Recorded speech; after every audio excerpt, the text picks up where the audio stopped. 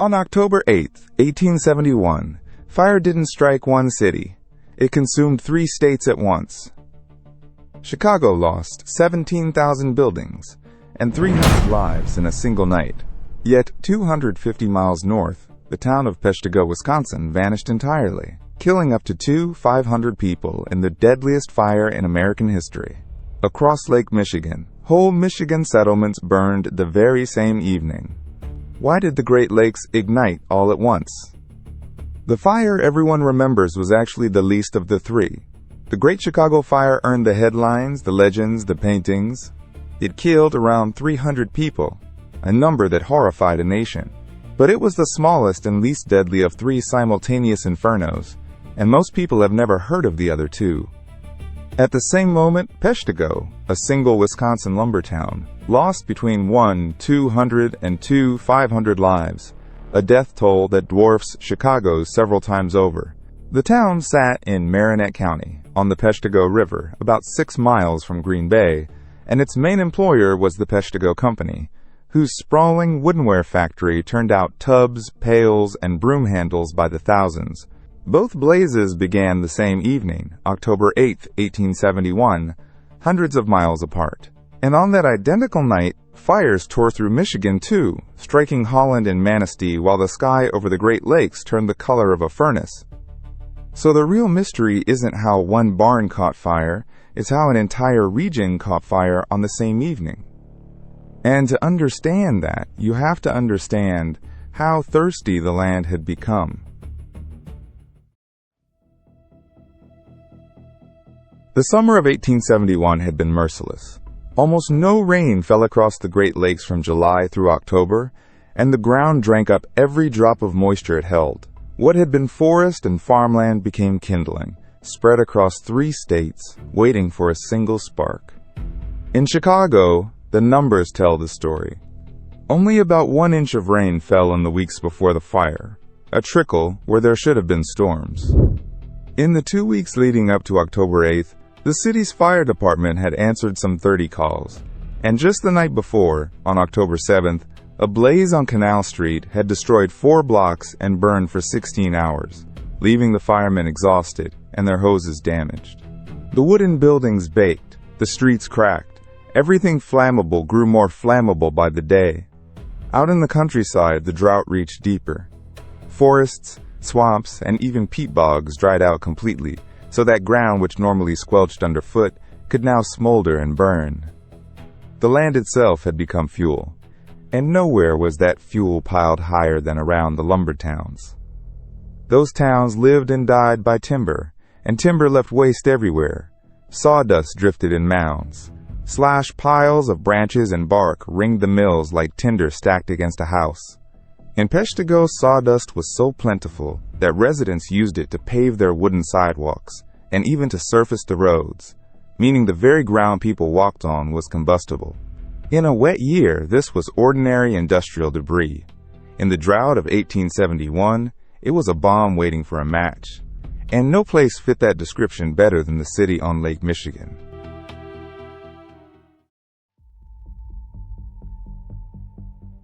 Chicago in 1871 was a boom town built almost entirely of the very stuff that burns. Roughly 2/3 of its structures were made of wood, thrown up fast and cheap to house a population exploding past 334,000 people.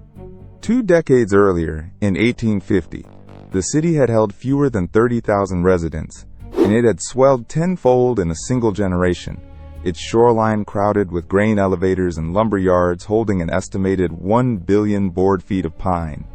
It was a city of frame houses, wooden barns, and lumber yards, a fortune in timber assembled block by block. And the wood didn't stop at the buildings. About 60 miles of streets were paved with wooden blocks, and 600 miles of sidewalks were laid in plank. Even the ground beneath a Chicagoan's feet could carry flame from one corner to the next. The whole city was a fuse. It only needed a place to be lit.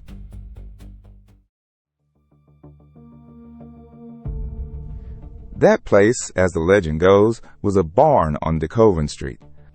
The fire did start near the property of Patrick and Catherine O'Leary, an Irish immigrant family with a small dairy herd around 9 o'clock on the night of October 8th. That part is true. Almost everything else you've heard about it is not. You know the tale. Mrs. O'Leary's cow kicked over a lantern and doomed the city. It's a perfect story. Tidy and cruel, and it's a lie. A reporter named Michael Ahern, writing for the Chicago Republican, later admitted he invented the cow because it made better copy.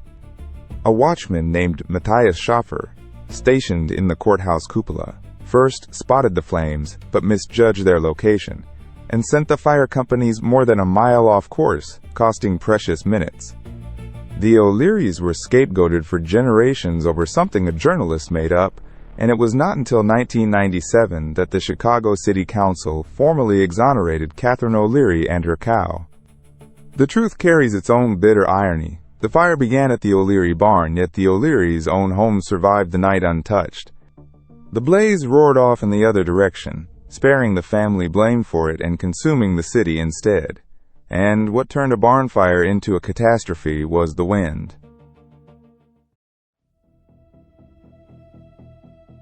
Powerful winds from the southwest took hold of the flames and refused to let go. They drove the fire forward with such force that it leaped the Chicago River, crossing the very water that should have stopped it cold. A river is supposed to be a fire break. That night it was barely a speed bump. Worse than the wind was what the fire made of the air itself. Superheated columns rose and twisted into convection whirls, spinning vortexes that hurled burning debris far ahead of the main blaze. Firefighters would extinguish one building, only to watch flaming wreckage rain down on the next street. When the fire reached the gasworks and the wooden waterworks on Pine Street, the city's own water supply failed, and the pumps that fed the hydrants fell silent for hours. The fire didn't spread, it jumped. Those leaps carried it over every natural barrier. Where the flames concentrated, the heat melted iron and cracked stone, turning supposedly fireproof buildings into slumping ruins. People fleeing on foot simply could not move faster than a fire that traveled through the sky. By the time rain finally fell in the early hours of October 10th, the burned district stretched more than 4 miles long and averaged 2/3 of a mile wide, leaving roughly 100,000 people homeless and causing damages estimated at $200 million. As terrible as this was, an even greater horror was unfolding at that exact hour, far to the north.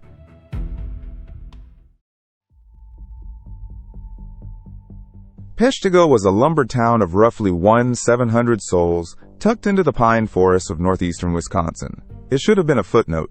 Instead, on the night of October 8th, it became the site of the deadliest fire the United States has ever recorded.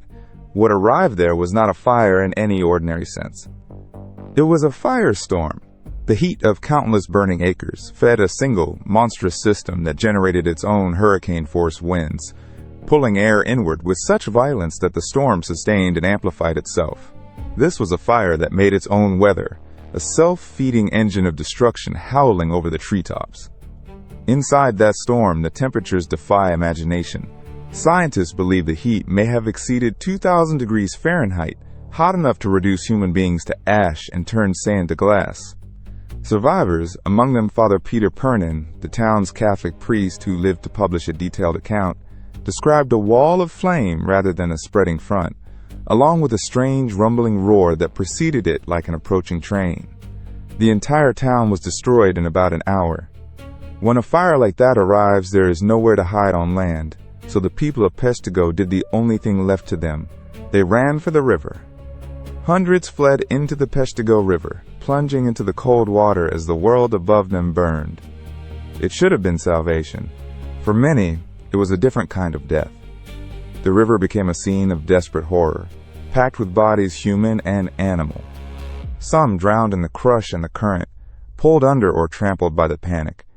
Others survived the flames only to die of hypothermia, the same water that shielded them from fire slowly stealing the warmth from their bodies. Father Pernin recalled having to repeatedly splash water over his own head and dunk beneath the surface to keep his hair from igniting, standing chest deep for nearly 6 hours until the flames passed. Cattle and people crowded the water together. Terrified animals and families pressed side by side in the dark. When morning came, The scale of the loss was almost impossible to measure. Bodies were found with no survivors left to identify them, entire families erased so completely that no one remained to say their names. At least 350 unidentified victims were eventually buried together in a mass grave, and the Peshtigo company's factory, its boarding houses, and nearly 800 buildings on both banks were gone. And this was still not the end of the night's toll, because across the lake, Michigan was burning too.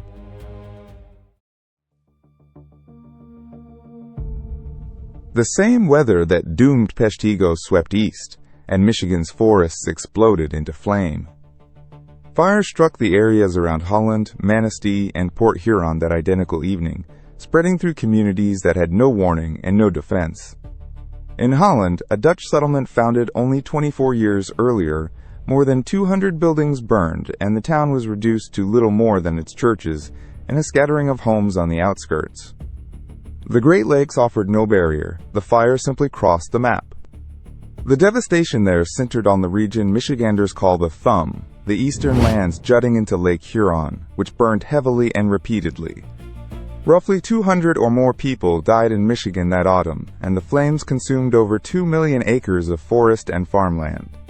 The same Thumb region would burn again in September 1881, a second Great Fire that killed nearly 300 more and helped spur the Young American Red Cross into its first major disaster relief effort. In any other year, this alone would have been a national tragedy. In 1871, it was merely the third act of a single night. And that is the fact that stops you cold. 3 catastrophic fires, 3 different states, all igniting within the same few hours. This was not a coincidence anyone could easily accept. The fires spanned over 250 miles apart, from Chicago's lakefront to Peshtigo's pine woods to Michigan's Thumb. Yet all erupted the same evening, October 8, 1871. Faced with that, investigators and dreamers alike reached for a cause grand enough to match the horror. They looked up.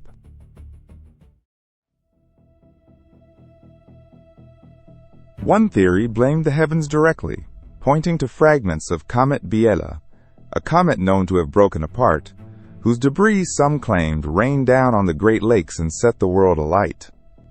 The idea gained lasting traction in 1883, when a former congressman named Ignatius Donnelly popularized it in his book Ragnarok, and it lingered in popular imagination for over a century. It was a seductive idea, cosmic fire from above. But it does not survive scrutiny. Scientists largely reject the comet explanation, because comet fragments arrive cold, not burning, and can never ignite a continent. The truth was closer to the ground, and in its way, more unsettling. The real culprit was a lethal combination of geography, drought, and a shared weather system that treated the whole region as one. A cold front swept across the Great Lakes simultaneously that evening, and with it came wind. The fires did not need a single spark to be born together. They needed a single wind to grow together. Because small fires were already everywhere, high winds fanned countless existing blazes smoldering in the dried-out landscape. In that era, the common practice of burning land to clear debris and prepare fields meant dozens of controlled fires dotted the countryside on any given week. Railroad crews clearing the right-of-way for the expanding rail lines added their own sparks, and around Peshtigo, crews building the line toward Marinette had been burning brush for weeks. Under the front's fierce winds, everyone became a potential monster. So the pattern makes grim sense. Drought conditions were region-wide, blanketing 3 states in the same dryness. The debris fires were region-wide too. All it took was one wind system, passing over all of it at once. No comet required. Just weather, timber, and human habit meeting on the worst possible night. What came after that night, however, split into 2 very different stories.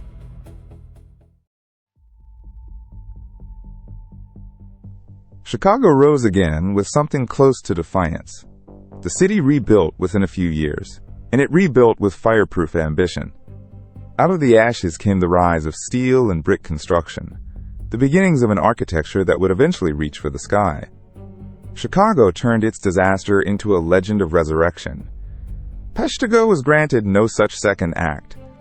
Its horror was overshadowed almost immediately and nearly forgotten by history, despite the fact that the Peshtigo fire remains the deadliest wildfire in United States history to this day. The town that lost the most became the town no one remembered. Why? Because the news of the era was dominated by Chicago's story. A great city burning made irresistible headlines. Telegraph lines and reporters clustered around the metropolis, while a wiped-out lumber town in the northern woods had no one left to tell its tale. The louder tragedy drowned out the deadlier one. Yet in the long run, both fires left a mark on the nation that endures. The disasters forced America to think differently about fire. Building codes tightened in the years that followed, demanding safer materials and wider fire breaks in cities that had grown up too fast and too flammable. The lesson of the wooden city was learned in stone. Fire departments modernized nationwide as well, professionalizing and equipping themselves against a threat that had proven it could destroy anything. And Peshtigo, forgotten by the public, was not forgotten by science. It is still studied by modern firestorm researchers who see in it the terrifying blueprint of how a fire creates its own weather. Its data now helps predict the wildfires of our own century. There is even a quiet memorial woven into the calendar. The October 8th anniversary is tied to Fire Prevention Week, observed each year in the United States, so that the night the Great Lakes burned still teaches every schoolchild about the danger of flame. The dead of 1871 became, in the end, our teachers. One night, 3 states ablaze. That is the true shape of the disaster, larger and stranger than the single city legend we inherited. It took drought, wind, wood, and a fatal habit of burning the land, all colliding under one indifferent sky. If this story moved you, consider following along for more forgotten history brought back into the light.